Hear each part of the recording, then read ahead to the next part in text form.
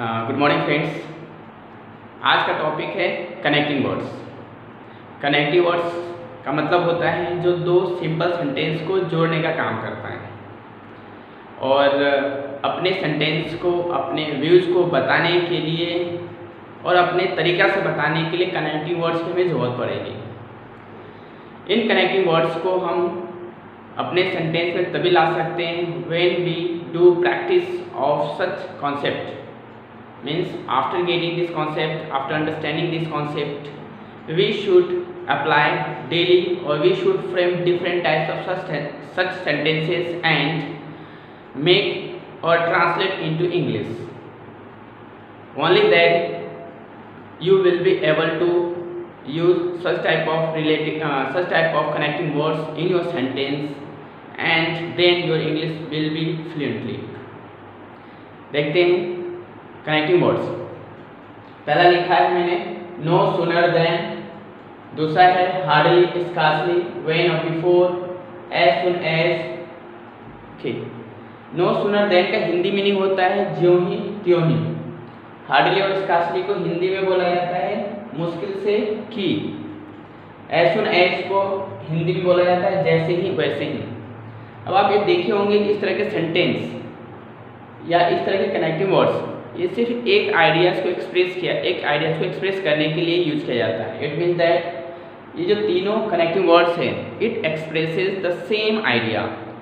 तीनों connecting words का use एक ही आइडिया को एक्सप्रेस करने के लिए किया जाता है। अब इसमें कौन सा आइडिया एक्सप्रेस हो रहा है? नो सूनर देन से जब आइडियाज़ को एक्सप्रेस किया जाता है उसके अंदर ये होता है कि जो सेकेंड इवेंट होता है वो second event occurs just immediately after the first one। देखते हैं कैसे। जैसे एग्जांपल लेता हूँ, ज्यों ही मैंने अपनी आंख बंद की त्यों ही मुझे नींद लग गई। इसको यहाँ पे इंग्लिश में लिखते हैं no sooner had I closed my eyes when I fell asleep। ये जो सेकेंड इवेंट है और यहाँ पे क्लोज माय आईज ये फर्स्ट इवेंट है।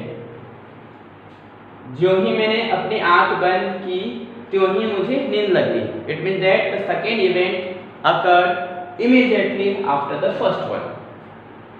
और इसी आइडियाज को इस कनेक्टिंग वर्ड्स के द्वारा भी एक्सप्रेस किया जा सकता है। कैसे इसका यूज किया जाता है? इसको यूज करते हैं हार्डली या फिर स्कार्सली बोल सकते हैं। Hardly had I closed my eyes when I fell asleep. इसका हिंदी होता है मुश्किल से मैंने अपनी आंख बंद की थी कि मुझे नींद लग गई। इसका मतलब कि मैंने बस आंख बंद किया ही था और मुझे नींद लग गई। उसको इंग्लिश में बताने के लिए no sooner than, hardly, scarcely, when before का और वही यही आइडियाज को बताने के लिए एज सून का भी यूज कर सकते हैं। इसको लिखा जाता है as soon as I closed my eyes, comma लगाएंगे इसके अंदर, आई फेल एस्लीप। जैसे मैंने अपनी आंख बंद की वैसे मुझे नींद लग गई।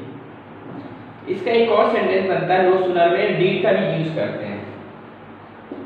No sooner did I close my eyes then I fell asleep. इसमें आपको थोड़ा सा ध्यान देना है।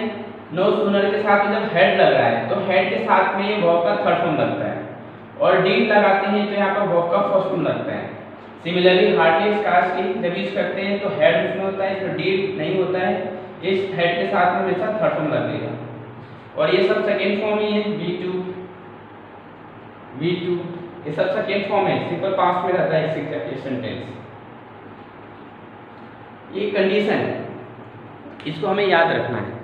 लेकिन फिर याद कैसे रखेंगे, इतना सारा याद रखना ही थोड़ा सा डिफिकल्ट होता है। इससे बेटर है कि हम इस तरह के सेंटेंस या तो फर्स्ट की प्रैक्टिस कर ले खूब सारा, फिर सेकेंड की प्रैक्टिस करें, फिर थर्ड की प्रैक्टिस कैसे करें। तो अलग अलग सेंटेंस हम माइंड में जनरेट कर सकते हैं हिंदी में, और फिर इसको इंग्लिश में ट्रांसलेट कीजिए, बार बार कीजिए, 1 2 3 4 जितने सारे सेंटेंस प्रैक्टिस हो सके उतना कीजिए, तब जाके सेंटेंस आपको हमेशा के लिए याद हो जाएगा। और when ever you need at the time of speaking, it automatically will generate in your mind and you will be able to speak English. एक और सेंटेंस हम प्रैक्टिस करते हैं। जैसे ही मैं स्टेशन पे पहुंचा, जो ही मैं स्टेशन पे पहुंचा त्यों ही ट्रेन चली गई। मेरे साथ बोलिए, क्या बोलेंगे? No sooner had I arrived at the station then the train left. इसके साथ बोले, no sooner did I arrived at the station the train left. Hardly के साथ भी बोल सकते हैं। हिंदी में क्या बोलेंगे? मुश्किल से मैं स्टेशन पर पहुंचा ही था कि ट्रेन खुल गई या चली गई। हार्डली had I reached या arrived at the station when the train left. जैसे ही मैं स्टेशन पे पहुंचा या गया वैसे ही ट्रेन खुल गई। As soon as I arrived at the station, the train left. एक और एग्जाम्पल लेते हैं। जो ही उसने एक प्रोजेक्ट पूरा किया वैसे ही वो दूसरे प्रोजेक्ट पे काम करना शुरू कर दी। इसके लिए बोलेंगे, No sooner had she finished one project than she started on the next. No sooner did she finished one project than she started on the next. इसके लिए मुश्किल से उसने एक प्रोजेक्ट पूरा किया ही था कि उसने दूसरा प्रोजेक्ट शुरू कर दी।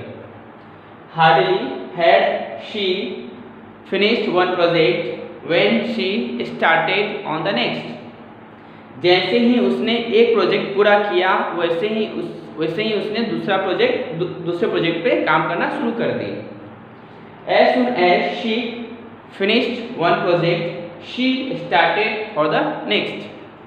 तो आप इस तरह से अलग अलग सेंटेंस जो आपके डेली यूज में आ रहा है, इस तरह के सेंटेंस को आप बोलिए, बार बार बोलिए, तब जाके आप इस चीज़ पे आप कमांड हो जाएंगे और इन तीनों चीज़ों में आप मास्टर बन जाएंगे। Thank you so much and all the best.